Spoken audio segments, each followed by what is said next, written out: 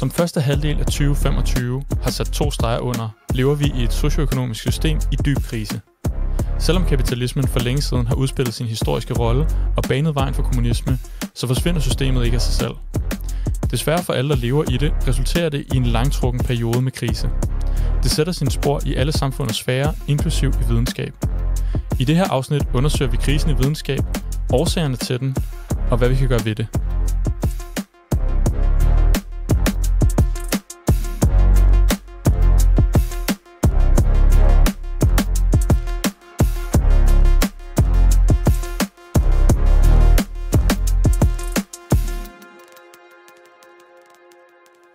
Velkommen til Revolutionær Kommunistisk Podcast. Mit navn er Kåre Elnegård, og i dag har jeg fået selskab af David Damgaard i studiet. Velkommen til, David. Mange tak. David, du er medlem af den nationale ledelse i Revolutionært Kommunistisk Parti, og udover det, så har du en baggrund i fysik. Og det kan jo være, at det bliver relevant i forhold til det emne, vi skal snakke om i dag, fordi det er nemlig krisen i videnskab. Vi kommer til at kigge på det her fænomen, ikke som fysikere, men som marxister. Men alligevel så glæder jeg mig til at høre. Jeg ved, at du har nogle røverhistorier. Du har været tæt inde på livet af det her som videnskabsarbejder. Så der er forhåbentlig også noget, du kan fortælle om. Ikke bare som marxist, men også som tidligere fysiker. Eller det ved jeg ikke. Vil du kalde dig? Helt klart. Altså, ja. Det stopper man jo ikke med. Niks. Men lad os tage det fra toppen af, fordi hvis der er nogen, der sidder derude og tænker, krisen i videnskab, hvad i alverden går det ud på, så forstår jeg det godt, fordi det er ikke noget, man sådan hører så meget om. Men det er jo også derfor, at det er det, vi starter med her i afsnittet, der at snakke lidt om, hvad er krisen i videnskab, hvad er videnskab egentlig for en størrelse? Så ja, vil du ikke lægge ud med at fortælle lidt om det? Jo, helt klart. Videnskab er jo en seriøs studie af verden omkring os, om naturen, systemer, baseret på en nøgtern og dedikeret, fokuseret optagelse af data, og sat i systemer og i forbindelser på baggrund med de idéer og tanker, vi har om verden. Det tager udgangspunkt, enten bevidst eller underforstået, i det, vi kalder filosofisk materialisme. Altså, at der eksisterer en verden, uafhængig af både os, men også hvad vi tænker om den, og hvad vi føler om den. Og vi kan forstå den bedre ved simpelthen at studere den igennem videnskab.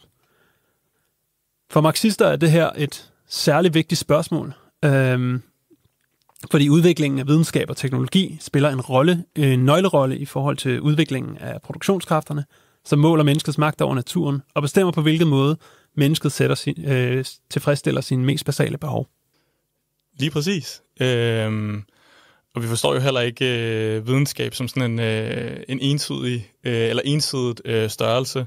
Som du siger, det her seriøse studie, det er en metode baseret på nogle antagelser om verden, men udover det, så er det jo også, den akkumulerede viden, vi har om verden indtil nu, til det her punkt i menneskehedens historie, baseret på årtusinder af menneskelig erfaring af verden og af virkeligheden. Og så i dag, kan man sige, en mere moderne forstand, så har vi også hele det her sådan, videnskab som en institution med sine videnskabsfolk og sine artikler, som det skal publiceres igennem, og dem, der skal vurdere artiklerne, og universiteterne, som videnskabsfolkene arbejder på, hvad for nogle kriterier de arbejder ud fra. Men ja, i bund og grund, det her redskab til faktisk at forstå det univers, vi lever i, nærmere og nærmere. Fordi vi mener jo, som du også sagde, at der er den her objektive virkelighed, som vi faktisk kan forstå, hvilket i dag åbenbart er et kontroversielt statement at komme med. Men det er sådan, som vi som marxister ser på det, at vi kan faktisk tilgå verden og komme tættere på en korrekt beskrivelse af den igennem en videnskabelig tilgang til den. Præcis, og det er jo også en proces, som der aldrig nogensinde bliver færdig. Altså vi kommer nærmere og nærmere en korrekt beskrivelse, en bedre og bedre tilnærmelse af, hvordan verden er. Men det er en proces, som der heldigvis aldrig stopper, fordi hvis den gjorde det, så vil videnskabsmænd jo ikke have noget at lade tage sig til. Jeg synes også, det er vigtigt at sige, at det her alvorlige studie af universet, som det er, det afslører, at jamen, verden er enormt kompleks. Der er pludselige og alvorlige ændringer, kritiske punkter, faseovergange, balancering af kræfter, ændringer af former fra en til en anden. Og det knytter sig jo til det, som vi er interesseret i som marxister, nemlig at vælte kapitalismen og sætte et socialistisk stat i stedet for. Og der er de her tanker, som der kommer jo af et studie af naturen, det er fuldstændig blasfemisk. Det er meget, meget farligt for enhver herskende klasse, som der jo baserer sig på, at alting er statisk, og alt er indrettet efter naturens love og så videre. Uanset om det er den preussiske politistat i midten af 1800-tallet, eller det er amerikansk kapitalisme, europæisk kapitalisme i det 21. århundrede, så skal vi gerne for at fortsætte den samme trummerum, tro på ideen om, at det her er sådan, det altid har været, og det er sådan, det altid kommer til at være. Præcis. Og også i kontrast til, vil jeg også sige, i forhold til det her, du siger med spring og skift, altså som marxister er vi dialektikere, og det vil sige, at der er de her måder som tingene ændrer sig på, men, eller at alting ændrer sig, alting er i konstant forandring. Det er sådan ret empirisk veletableret, at alting er i bevægelse hele tiden, fra de mindste subatomare partikler til de største galaksekonstellationer. Men også, at de her forandringer, der finder sted, de følger faktisk nogle mønstre, og de udvikler sig faktisk på bestemte måder, i kontrast til sådan meget mekanisk videnskab, der ligesom siger, okay, der er kun de her gradvise opbygninger, så siger vi, der er to sider til mønten. Der er både gradvis opbygning, og så er der de her store pludselige skift, hvor at det er ellers en side af ligningen, som sådan conveniently altid lige bliver faret ind under gulvtæppet. Nej, det er bare gradvise forandringer. Også i naturen, også i samfundet osv. Sådan er det faktisk ikke i naturen, hvis du studerer den seriøst. Det eneste, der altid er det samme, det er, at alting ændrer sig. Ja, lige præcis. Den eneste konstant. Men i den her proces, den her videnskabelige, og mennesker har også forsøgt at forstå verden før videnskab, så der er også ligesom et tidspunkt, hvor moderne videnskab med empiri, og det når vi tilbage til, men det ligesom opstår. Men så længe den har eksisteret, har det været ud fra det her mål om at prøve at få en dybere, en rationel indsigt i verden. Og det er jo så det, vi ligesom påstår med det her afsnit, at det går ikke så godt længere. Der er krise i videnskab, siger vi. Og hvorfor er det, at vi påstår det? Hvorfor er det, vi siger det? Jamen, det er en krise, der udspiller sig på mange niveauer. Og man kan sige, det er jo ikke sådan en, at nu kommer der ikke mere videnskab herfra, at det går fuldstændig. Men der er en relativ nedgang i videnskaben som sådan, som jeg lige vil komme ind på. For det første, det er, at der er generelt en følelse af, at vi er gået i stå, en pessimisme i den videnskabelige konsensus. Jeg plejede at beskrive det, da jeg arbejdede i videnskaben, som at vi var for mange mennesker, der prøvede på samme tid at komme igennem en alt for lille dør. Der er en mangel på skelsættende resultater. Mængden af folk, der bedriver videnskab, eller er med til at bedrive videnskab, og ressourcer, der bliver brugt på det, det har aldrig været højere, men der er mindre og mindre sandsynlighed for, at de artikler og patenter og så videre, som der kommer ud med, faktisk fører til et brud med fortiden og skaber nye retninger for videnskaben at gå. Så er der jo også et andet aspekt af den krise i videnskaben, der er replikationskrisen.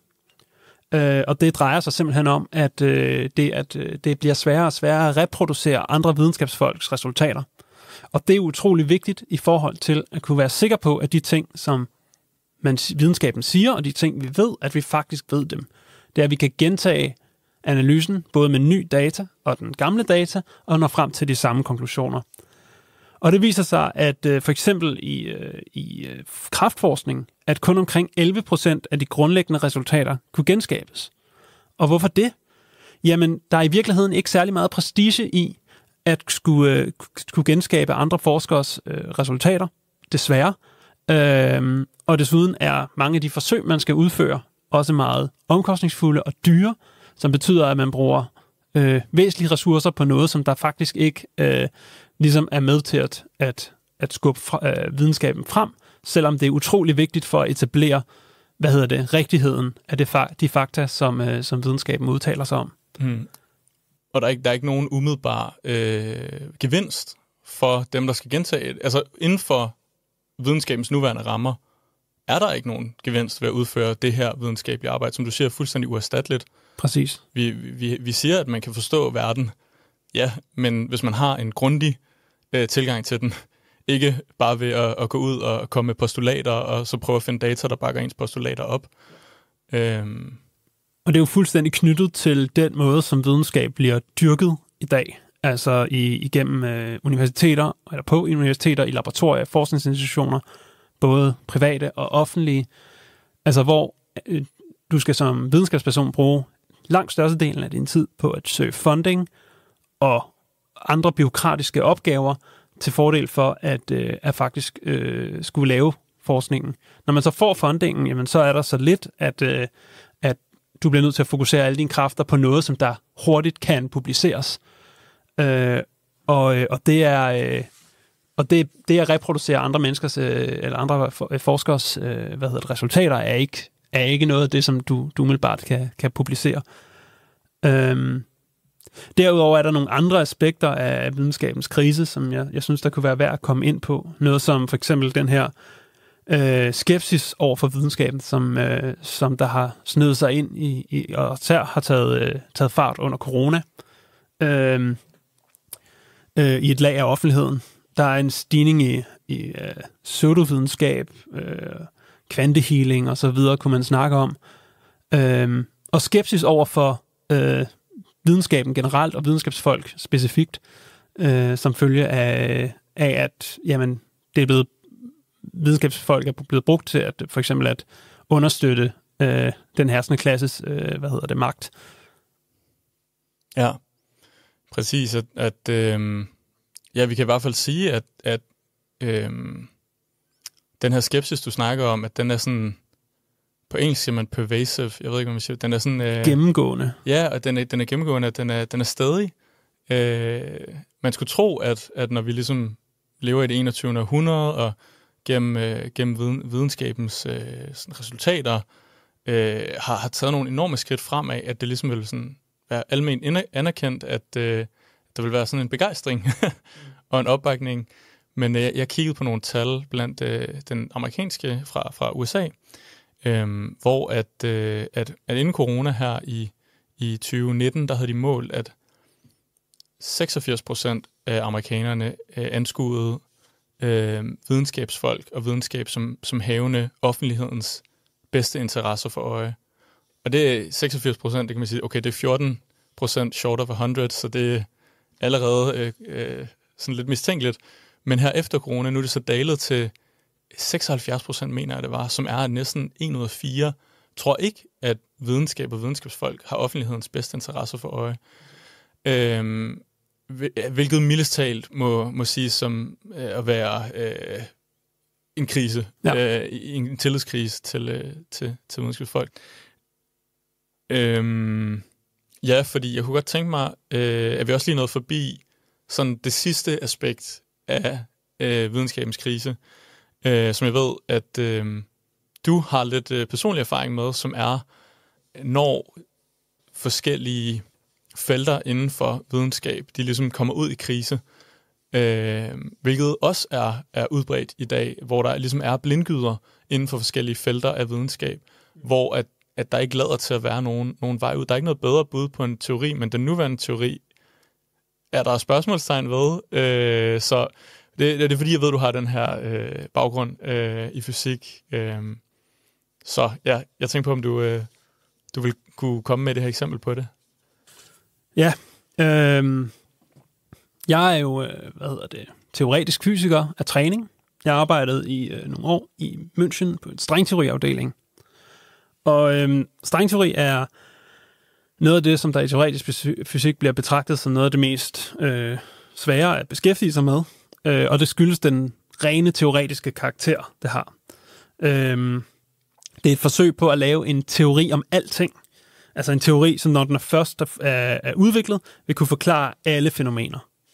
Og bare lige for at skære det helt ud af pappen. Når du siger rent teoretisk, så betyder det, at det har meget lidt med eksperimentelt arbejde.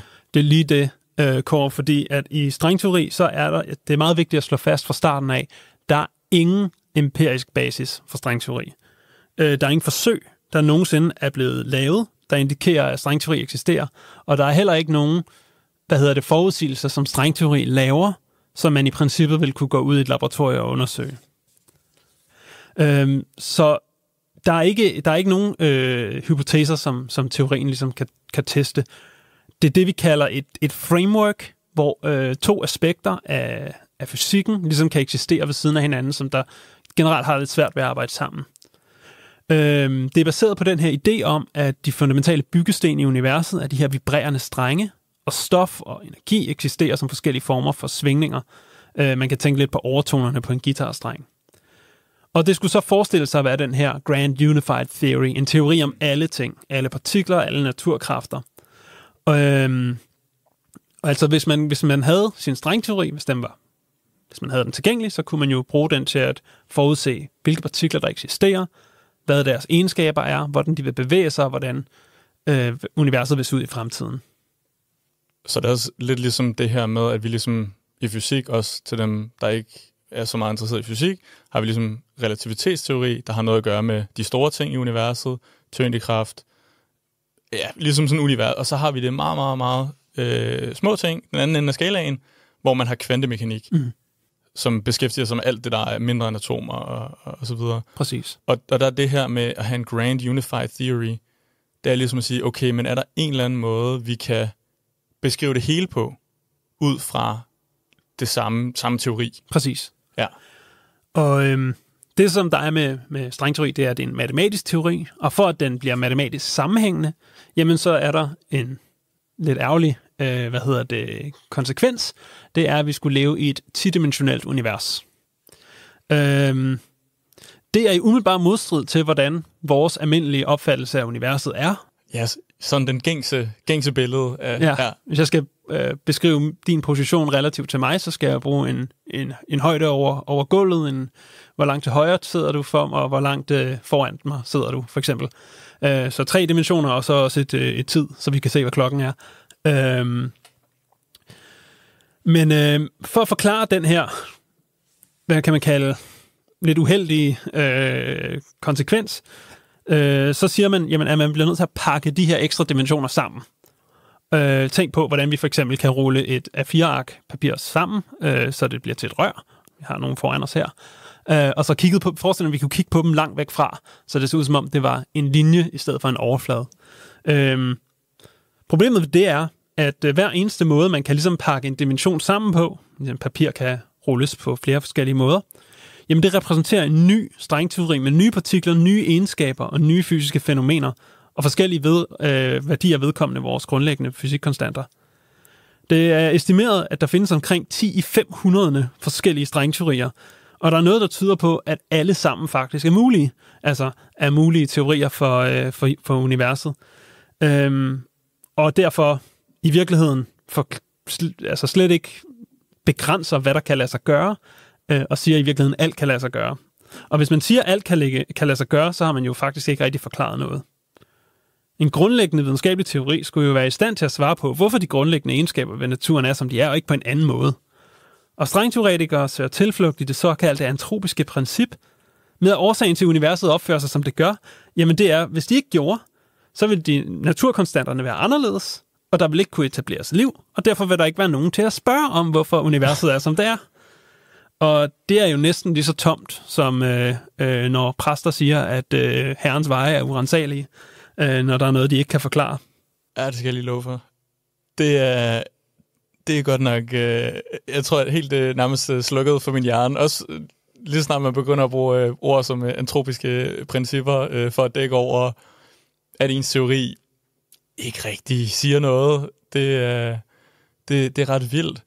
Og drevet af det her ønske om at have en sammenhængende teori for alting, som jo helst ikke skulle være den måde, som den sådan videnskabelige proces ligesom udfolder sig, så har man ligesom ser på virkeligheden, som den er, og så prøver vi at opstille nogle forklaringer ud fra, hvad vi ligesom ser for os. Præcis. Og ikke den anden vej rundt. Og det er ligesom det, som, hvad kan man sige, også der, hvor det stammer fra, det er jo, at man har taget i virkeligheden kvantemekanik og anvendt på udstrakte områder, altså udstrakte lemmer, strenge, og så taget den idé som det grundlæggende, og så set, hvad det kunne bruges til senere, i stedet for at tage udgangspunkt i verden, som den er, og så udvikle noget teori, der kan forklare det på baggrund af den data, man har opsamlet der.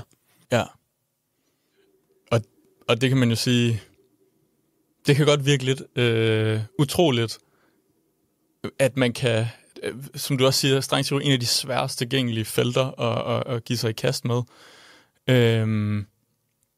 Så også ret vildt, at man ligesom kan gøre det ud fra det her sådan, have en videnskabelig tilgang, og så alligevel ende i noget, der er fuldstændig uvidenskabeligt, fordi der ikke er et redeligt filosofisk udgangspunkt, hvilket, kunne man sige, endnu en, ikke for at puske glorien alt for meget, men endnu et slag for virkelig, at en bevidst materialistisk tilgang er nødvendig for faktisk at have en redelig videnskabelig tilgang til verden. Og det er jo noget, vi får lidt ind med modermælken, desværre, på uddannelsen, at der er det her begreb, den her mantra, man nævner, der hedder, beklager mit sprog, shut up and calculate, når du er i tvivl om sådan de filosofiske implikationer i det, du sidder og laver, jamen så skulle du måske hellere fokusere på at øve dig i at lave nogle udregninger, matematiske udregninger. Og det betyder, at det bliver ligesom det, der bliver sat i fokus, og man ligesom skubber de vigtige filosofiske spørgsmål til siden. Og det har desværre den konsekvens, at de fleste fysikere kan være enormt dygtige videnskabsfolk, men knap så dygtige filosofer. Ja, og det hænger desværre, altså, objektet for en til videnskabelige endeavors, foretagender, har jo desværre noget at gøre med, om man faktisk, altså hvis man beslutter sig for at undersøge et eller andet, der er fuldstændig ude i skoven og aldrig har en chance for at lykkes, så kan man arbejde rigtig hårdt og være meget begavet, men det er ikke så overraskende, hvis det ikke fører nogen vegne, fordi at det er så løsrevet fra det her sådan grundelement i den videnskabelige tilgang, altså den materialistiske filosofi, nemlig at du skal kunne trække det tilbage og holde det op imod verden, universet, virkeligheden, kald det hvad du vil. Du bliver nødt til at kunne sammenholde dine luftkasteller med verden, fordi uden det, så ophøjer du abstrakt diskussion til et mål i sig selv. Ja, altså korrektheden af enhver videnskabelig teori er jo ikke, hvor godt den sammenfatter relativitetsteori og kvantemekanik, men i hvor høj grad er det, den rent faktisk beskriver den verden, vi lever i, og det univers, vi lever i. Og det er den sidste dommer for vores videnskabelige tanker, det er jo naturen. Lige præcis. Men skal vi ikke bevæge os lidt videre til, hvordan vi endte i den her suppedags i dag, fordi, som vi også snakkede om før, så er der virkelig sket nogle landvindinger i løbet af de seneste par århundreder. Nu sidder vi og snakker om relativitetsteori og kvantemekanik og alle mulige andre ting. Præcis. Så der er virkelig sket nogle ting. Og relativt til, hvad skal man sige, de enorme skridt, der er blevet taget i løbet af de seneste par århundreder, det er jo også ligesom set i det mål, at vi siger, at i dag er en relativt stillstand eller en relativ stagnation. Ja, en krise. En krise, ja. Så langt vil vi gå. Ja. Men hvordan udvikler videnskab sig egentlig? Hvordan går det fra... hvad er forholdet mellem videnskab og samfundet, og hvordan udvikler de her idéer, som vi så har snakket om før, idéerne om universet, om virkeligheden, vores videnskabelige hypoteser, hvordan udvikler de sig? Det er et godt spørgsmål, Kåre, fordi at man kan sige, i det meste af tiden, i videnskaben, så er der ikke store udviklinger og landvindinger som sådan. Det meste af tiden, når et sæt af teorier for eksempel er blevet etableret, jamen det går faktisk på bare at sådan fylde lidt nogle huller ud og udvide anvendelsesområdet for de her teorier. Der var en historiker og filosof i 60'erne, der hed Thomas Kuhn, han hedder han stadigvæk, som der beskriver de her som paradigmer, videnskabelige paradigmer, som et sammensæt af idéer og tanker og metoder. Og der er meget få sådan væsentlige videnskabelige fremskridt inden for et paradigme som sådan. Der er derimod det, vi kalder normalvidenskab, som der går ud på lidt som at lægge puslespil. Og i en periode, hvor paradigmet ligesom er sundt og veletableret, jamen så der opstår en gang imellem sådan nogle, hvad vi kalder anomalier. Altså nogle ting, som paradigmet ikke helt kan forklare. Men det er ofte ikke noget stort problem, fordi at disse kan bortforklares eller løses med nogle tilføjelser til teorien, eller man slækker lidt på nogle af antagelserne, man har brugt det. Men det er ikke en kritisk trussel for paradigmet som sådan. Men som de her anomalier ligesom hober sig op over tid, jamen så begynder, vi siger som marxister, vi kan godt lide at sige, kvantitet slår over i kvalitet, jamen så begynder de her paradigmer og teorier ligesom at halte bagefter, og primært beskæftige sig med faktisk at lappe de her huller, og man kan se sådan lidt, som om de forhandler med de her modstridende resultater til hvad der bliver tænkt. Og i dette miljø, så begynder nye paradigmer ligesom at poppe frem. Det er ofte anført af unge og knap så etablerede videnskabsfolk, som ikke har gjort karriere inden for det gamle paradigme. Og de begynder så at kunne forklare nogle af de her anomalier, der dukker op. De kan ikke forklare lige så meget, som de gamle paradigmer kunne, fordi de har ikke haft den her lange periode med normalvidenskab, men de kan forklare de her nye ting. Og det er spændende, så de tiltrækker generelt flere nye videnskabsfolk, og nogle gange kan få tilslutning af en ny generation af videnskabsfolk. Og så er det ofte først, når de gamle videnskabsfolk går på pension eller dør, at det nye kan ligesom komme til sin ret. Man plejer at sige, at videnskaben går fremad en begravelse ad gangen. Men i denne her situation, så kalder vi den her situation, hvor man går mellem det ene og det andet paradigme, det kalder man en videnskabelig revolution. Det fører et kvalitativt skifte i vores forståelse af verden med sig, og vi ligesom etablerer videnskaben på et højere niveau, hvor man inkorporerer de gamle gode ting fra videnskaben, men får det til at men inkorporerer også til nye, altså de her anomalier, som der ikke kunne etableres. Og så bliver en ny periode med normalvidenskab ligesom introduceret, hvor man begynder at udvide det nye paradigmes anvendelsesområde, og så videre. Ved du egentlig, om Kuhn var bekendt med Engels eller Marx? Fordi jeg kan huske, at jeg selv, altså for det første, så lyder det sådan, om ikke bevidst dialektisk, så i hvert fald sådan ret dialektisk, med som nu sagde du selv her, med en kvantitativ ophobning af det her begreb anomalier, punkter, der ikke passer ind i forklaringen, der så gennemgår der fører til, igennem deres eksistens, til den her revolutionering af hele paradigmet.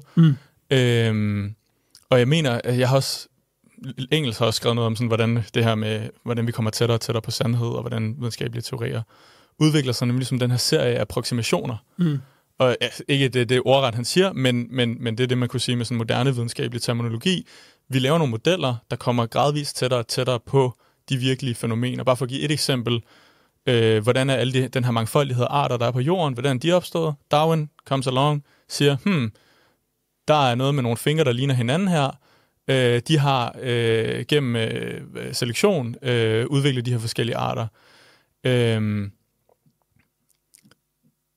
Men på en meget gradvis måde, den her idé om gradvis evolution, der så senere hen med sådan udvidelsen af videnskabelig forskning i biologi og arter osv., kan man se på den arkeologiske i anførselstegn arkiv, eller sådan historien over arternes udvikling over mange millioner år, at der er de her perioder i historien, for eksempel den kambriske eksplosion, hvor der er et væld af nye arter, der opstår. Og så er der mange millioner år, hvor at den her udvikling af nye arter er langt mere gradvis og langsom. Og så igen en ny eksplosion af arter igen senere hen. Det er lidt som Lenin sagde, at der er årtier, hvor der er ugers begivenheder, og der er uger, hvor der er årtiers begivenheder i. Og det er jo sjovt, hvordan at lige præcis det, du beskriver her, det er jo dialektikken i biologien, som der reflekterer ligesom det her, som Kuhn beskriver som dialektikken i, hvordan vi forstår videnskaben, og hvordan videnskaben udvikler sig i revolutioner og i perioder med relativ stillestand. Lige præcis, så at det mønster og den måde at tilgå et fænomen på, kan også anvendes på videnskaben selv og på idéer selv. Præcis. Men i forhold til det, om han kendte til Marx og Engels, jeg tror ikke, han havde en dybere forståelse end hvad almindelige intellektuelle akademikere har på det her område. Det ville ikke overraske mig, hvis han var bekendt med Hegel, som der var den store, idealistiske dialektiker. Fordi man kan sige, at der er meget af det, som Kuhn siger, som der stemmer overens med Hegels forståelse af, hvordan videnskab og især filosofi udviklede sig. Noget af det, som hverken er i Kant eller Hegel, lige meget hvor meget man leder, det er jo så, hvorfor indtræder de her kriseperioder på de tidspunkter, de gør? Altså, hvorfor er det, at den her mængde af anomalier ophober sig lige præcis på specielle tidspunkter i historien? Det mangler simpelthen at kæde det sammen med de økonomiske og politiske spørgsmål, og især spørgsmålet om socioøkonomiske kriser og opgangsperioder. Som for eksempel, hvordan at den videnskabelige revolution var sammenfaldende med den industrielle revolution i for eksempel England og Frankrig. Lige præcis, fordi, og nu kommer vi tilbage til det igen, hverken Hegel eller Kant eller Kuhn, tør jeg ved med, var materialister. Og hvis man ikke leder, jamen, så finder man ikke. Men omvendt, hvis man ved, hvor man skal lede, så er det ret let, eller sådan meget demonstrativt at påvise den her sammenhæng, der er imellem, ikke en direkte ensidig sammenhæng, en kompleks dialektisk sammenhæng, men sammenhæng mellem udviklingen af samfundet, som videnskaben bedrives i, og udviklingen af videnskaben selv. Ja, man kan jo sige det allerede tilbage fra videnskaben i sin moderne form, der stammer fra sidste halvdel af 1500-tallet, hvor borgerskabet så småt begynder at spire frem. Der har du jo videnskabsfolk som Giordano Bruno og Galilei og Copernicus, som brød med gamle forstenede doktriner, som borgerskabet skulle have brug for at bryde med, altså kirkens magt for at kunne løse landspørgsmålet for eksempel. Altså kirken og adelen var dybt sammenfiltret, og der var behov for et brud med de idéer, som der herskede i samfundet på det tidspunkt. Man kan også sige, at videnskabelig udvikling har jo altid virket på, eller været drevet af industrien og jagt på profit, men det har jo også virket tilbage på industrien selv. Dampmaskiner, varmepumper og så videre bliver jo ikke først opfundet i et laboratorium et eller andet sted, men opfundet til brug i industrien. Faktisk de første pumper blev brugt for at trække vand ud af engelske kulminer under den industrielle revolution, og først senere blev studeret af folk som Sadi Carnot. Lige nøjagtigt, og netop også viser det her, at der er ikke noget mystisk ved det. Der er ikke noget... marxister bliver tit anklaget for at være dogmatikere, hvilket jeg mener er en misforståelse i forhold... Altså sådan, dogmatiker betyder, at du ikke har bevis for din påstand. Man kan være uenig i vores beviser. Vi har eddermame med mange beviser og forklaringer, som man så kan være uenig med, men der er ikke mangel på dem. Og det samme i forhold til det med forholdet mellem udviklingen af termodynamik og den engelske industri. Altså, ja, den her vekselvirkning, der er mellem først at have de økonomiske, de industrielle krav, der så giver grundlaget, som nye videnskabelige landvindingerne kan gøres på, som igen virker tilbage på at kunne skabe nye former for industriel udvikling. Og det er jo også forbundet med det, jeg sagde til at starte med, at borgerskabet havde behov for at bryde med de gamle former, og naturvidenskaben er jo i sin essens, eller har i hvert fald i sin essens revolutionære implikationer. Og det er jo også derfor i dag, at der er et behov for at lukke ned for tanken, eller for de filosofiske konklusioner, man kan drage på baggrund af videnskabens udvikling. Og det er også derfor, vi kan sige, at i dag, jamen det, som der tidligere gjorde, at der var fremskridt i videnskaben, er i dag det, som der holder det tilbage, nemlig profitmotivet og nationalstater. Lige præcis. Og underforstået i marxistisk, med marxistiske begreber, så vil vi sige ejendomsforholdene, altså den private ejendomsret til produktionsmidlerne. Det samme, der gør, at en klasse af de her tidlige industrialister, de har brug for naturvidenskaben på daværende tidspunkt, er for at forøge deres muligheder og deres chancer for at skabe profitter. Hvor i dag, som vi kommer ind på, så er det præcis den samme private ejerskab over produktionsmidlerne, som har den modsatte effekt. Hvad er det, der har... Så i den forstand, så kan man sige, at der er jo ikke noget, der har ændret sig, men der er noget, der har ændret sig. Præcis. Kapitalismen har gennemgået en hel udvikling, et helt livsforløb. Men i sin formelle tilstand, der er det stadigvæk de samme love, de samme rettigheder, altså den højt besungne private ejendomsret, som gælder, og som fundamentalt set ikke har ændret sig. Præcis. Siden kapitalismen opstod. Ja, man kan jo spørge om sådan noget som, hvor kommer funding til videnskaben fra? Men det er jo langt hen ad vejen private aktører og staten, altså det vil sige den herskende klasses forvaltere af deres fælles interesser, som der at pengene kommer fra. Og den der betaler gildet, bestemmer retten, og derfor også har en fuldstændig uproportionel rolle i at spille i forhold til på universiteter, og simpelthen hvilken forskning, der bliver bedrevet. Man kan se på medicinalindustrien og farmaceutika-udvikling, som et af de store eksempler på det. Og det ved jeg, det har du noget erfaring med på baggrund af din baggrund. Ja, jeg er jo uddannet ude på DTU, hvor halvdelen af bygningerne er opkaldt efter et decideret privat virksomhed. Jeg selv har en baggrund i bioteknologi, og der, hvor jeg skrev speciale, var i Novo Nordisk Foundation Center for Biosustainability. De er meget ærlige om, hvem det er, der betaler gildet. En af de store, sådan koncertstedet, fredagsbarstedet, det hedder Oticon, altså dem, der laver høreapparater. Og sådan er der kollegier og bygninger og så videre, og institutter, der er opkaldt efter alle mulige entreprenører og virksomheder og så videre. Så der er det meget sådan tydeligt, hvad for nogle interesser og hvad for noget, hvor finansieringen kommer fra. Og det har selv sagt en kæmpe betydning for den forskning, der bliver bedrevet. For ikke at tale om, når vi snakker om forskning i de her meget, meget vigtige emner, at meget af det er på så stor og industriel skala, at det bliver drevet som virksomheder i virkeligheden. Og så når man skal, for slet ikke at tale om, når man så vil publicere sine resultater som videnskabsperson, så skal man jo udgive det som artikler i videnskabelige magasiner. De videnskabelige magasiner, de er ejet af 5 store, stort set alle, er ejet af 5 store monopoler i virkeligheden, konglomerater i forlæggerbranchen, som der er med til at sætte et enormt stort, eller høster enorme profitter ved at sætte enormt stor pres på videnskabsfolk til at producere enormt hurtigt og enormt meget.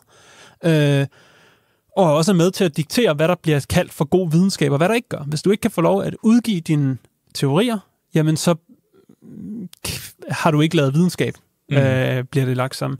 Og det her pres, vi kalder det i branchen, kalder man det publish or perish, altså publicer eller forsvind.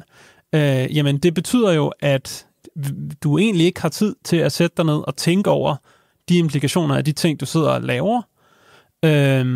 Og ofte er der en risiko for, i hvert fald, hvis man skal udtale sig lidt forsigtigt, for man simpelthen laver nogle uforsigtigheder og springer over, hvor gærdet er lavest, og i værste fald kan komme til at fabrikere sine resultater, eller måske sige noget, som sine data faktisk egentlig ikke siger.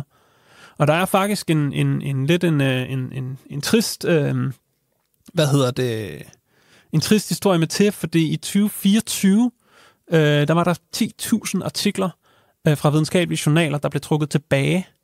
og der er noget, der tyder på, der er, folk i branchen, der udtaler sig bekymret om, at det her måske bare er toppen af isbjerget.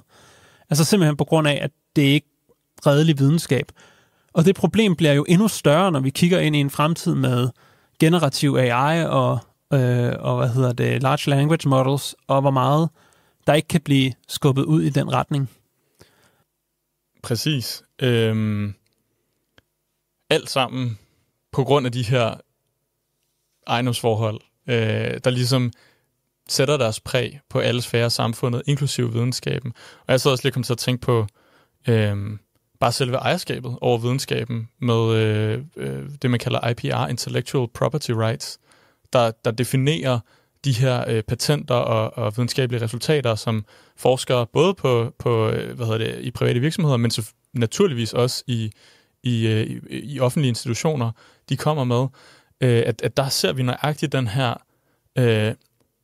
private appropriation af noget, som faktisk er produktet af hele samfundets arbejde.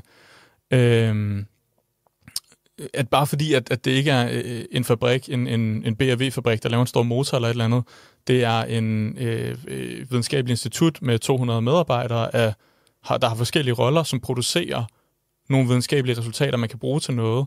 Men det kan lige så vel approprieres privat, uagtet at det så er et produkt af hele samfundets arbejde, og burde tilhøre hele samfundet. Og også hvordan at det skaber den her kæmpe byrde af dobbeltarbejde, fordi du har den samme formel inden for den videnskabelige sfære, videnskabssektoren, eller hvad vi nu skal kalde det, som i resten af samfundet, hvor du har konkurrerende enheder, der har hemmelighedsholdelse over for hinanden. Der er også, jeg ved, fordi videnskabsfolk er meget fornuftige, og de er videnskabsfolk, så de er rationelle, og de kan ikke lide ting, der er ufornuftige. Så de prøver også at samarbejde rigtig meget, og er meget generøse med hinanden. De sender hinanden prøver. Men jeg har lige den her bakteriestamme, jeg ved, du skal bruge i dit projekt. Men selve systemet er indrettet imod dem, til at få dem til at konkurrere mod hinanden. Og jeg synes virkelig inden for videnskab, at det er noget, hvor man, fordi vi får tit smidt den der i ansigt, det er bare menneskelig natur at være egoistisk og grådig og selvinteresseret, bla bla bla. Altså, hvis der er en menneskelig natur, og det er meget fleksibelt, og det er en helt anden diskussion, men så er den social og kooperativ og samarbejdsvillig, hvilket jeg synes, at alle de her videnskabsfolk, de virkelig også viser, uagtet at selve systemet spiller dem ud imod hinanden i de her forskellige institutioner, institutter osv. Fuldstændig. For noget af det, som der er med til at virkelig at skabe fremskridt for videnskaben, det er jo deling af resultater, deling af information og metoder og teknikker, og det lægger privat ejendomsret. Men også nationalstaten jo fuldstændig grænser for. Altså hvor mange, vi har jo historier fra amerikanske universiteter, hvor udenlandske studerende bliver sparket ud. Forskningsaftaler mellem for eksempel Kina og USA, som der bliver afbrudt.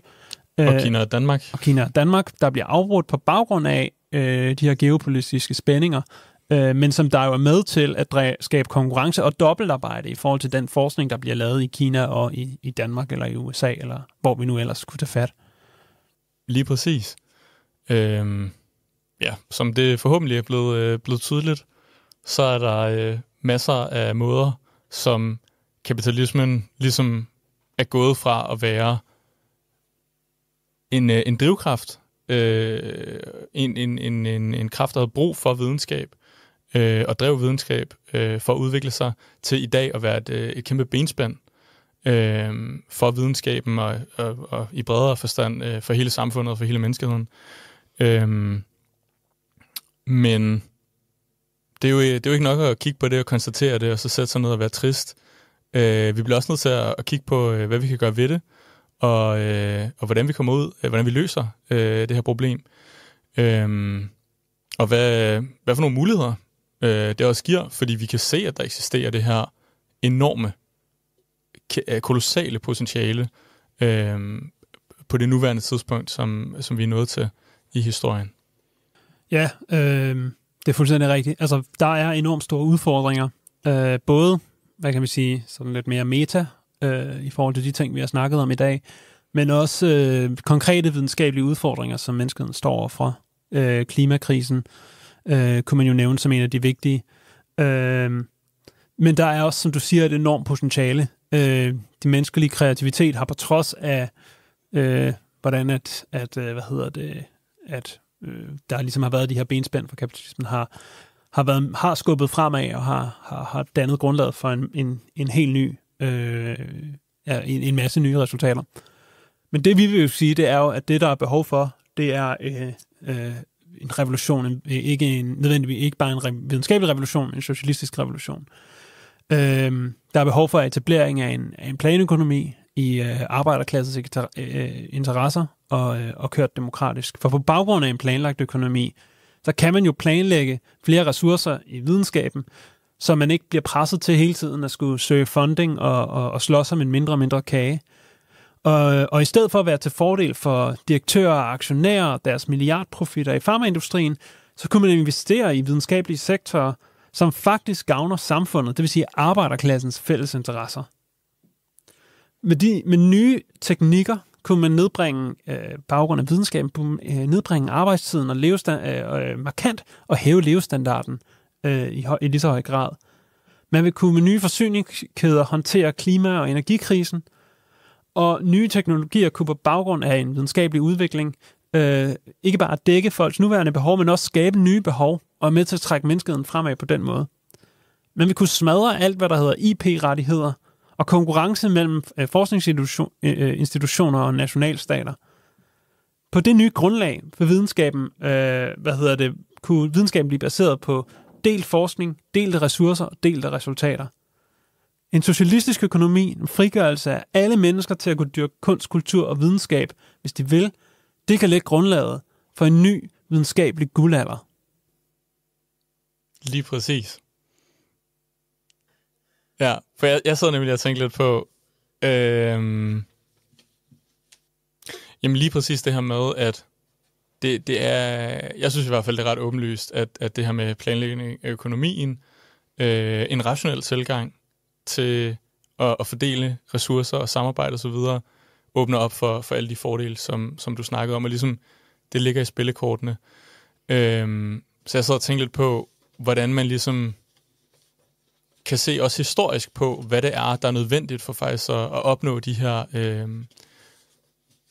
revolutioner bliver succeser, ikke? Fordi ligesom at vi så med den revolutionære udvikling i filosofi og idéer, der var op til borgerskabets erobring af magten der i kapitalismens barndom, med rationalisme og empiricisme og alle de her, ligesom den kamp, du beskrev imellem kirkens tankedominans og så den opadstigende klasse, jamen så har vi også en filosofi. Vi er marxister. Det er den filosofi, der er tilbage i dag, som er revolutionær, som ikke bare kan påpege og ligesom vise, at revolution er nødvendigt og muligt, men også ud fra Lenin og bolsjevikernes erfaringer ligesom giver os nogle konkrete værktøjer til, hvad vi så kan gøre for at opnå det. Og det står i skarp kontrast til det, der ellers findes inden for filosofi og idéer, inden for universiteterne især, hvor de her idésæt, der trækker tråde tilbage til postmodernisme, de ligesom dominerer helt vildt. Altså deres afvisninger, deres opgør med oplysningstiden og videnskab i det hele taget, og at vi overhovedet kan vide noget om virkeligheden, vide noget om universet.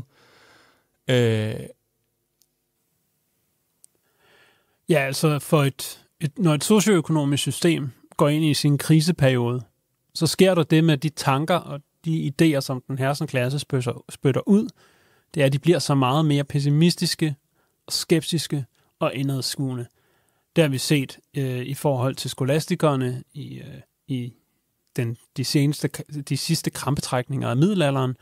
Man har set det i Romerriget, hvor alt det her som stoicisme og solipsisme ligesom løb rampant. Og så i dag har vi jo så de her idéer, som der baserer sig på en fuldstændig afskrivning om, at man kan vide noget som helst videnskabeligt.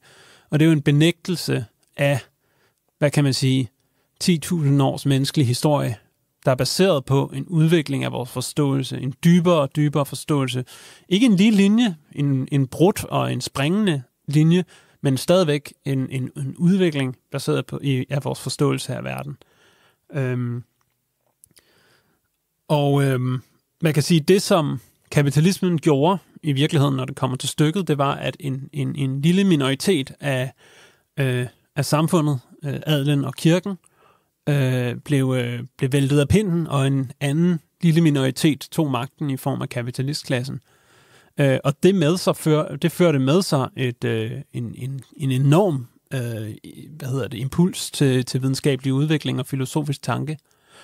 Det, som vi har sat os for, det er ikke en udskiftning af en lille minoritet i toppen af samfundet med en anden lille minoritet, der nu kan være den nye herskende klasse. Vi vil have af hele arbejderklassen, langt størstedelen af menneskerne her på jorden, skal være med til at diktere og skal sætte rammerne for, hvad retning menneskeheden skal gå i. Vi snakker altså et brud med på længere sigt et brud med klassesystemet som helhed.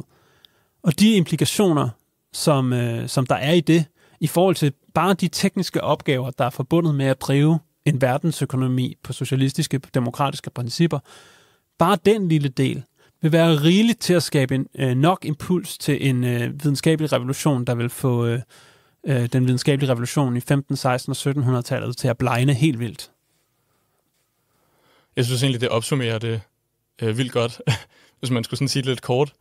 Så jeg har i hvert fald ikke mere tilbage. Jeg ved ikke med dig, David. Hvis man nu ikke har fået nok af at høre mig bræge om videnskab og marxisme, så holder vi vores Revolution Festival i oktober, hvor at jeg vil gå mere ind på sammenhængen mellem marxistisk filosofi og videnskab, som jeg har hentet lidt til i løbet af i dag. Mega fedt. Så ja, hvis ikke man allerede følger os på sociale medier eller andre steder, følger vores hjemmeside, så gå ind og gør det. Så er I de første til at få det at vide, når der er billetter til Revolution Festival, så man kan komme og høre Davids oplæg. Og ellers så vil jeg bare sige tusind tak, fordi du kom, David. Tusind tak, for at jeg var med, Kåre.